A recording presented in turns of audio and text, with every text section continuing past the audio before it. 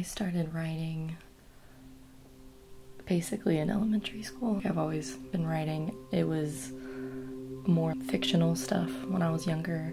Like, I remember in 3rd grade I wrote this. I guess at the time it was basically like fan fiction of like how I wanted Peter Pan to end, because I was mad that Wendy left him, because I was like, y'all are supposed to be together, this is dumb. And so I wrote a story about Wendy and Peter and how they actually ended up together. But I've always loved reading, and so that kind of manifested also in my writing. But I guess I seriously started realizing that it was a passion of mine in like middle school, and then especially in high school. It's the best way I know how to get my thoughts out, because I'm a big thinker. Like, I do a lot of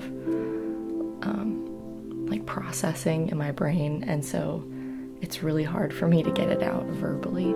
I've just always been better with words. So like if I'm talking to someone and we're having like an intense conversation and for, you know, affirmation or encouragement or something, sometimes it's really hard for me to say much because I'm processing it.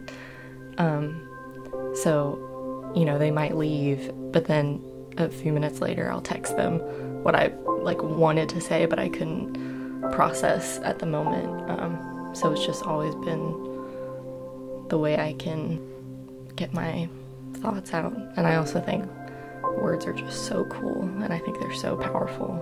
I mean, that's one of the reasons why I journal, and that's one of the reasons why I love like letters and yearbook notes, and I keep all those things, and I'll look back at them every once in a while just because they offered so much encouragement. So I just think they're super powerful.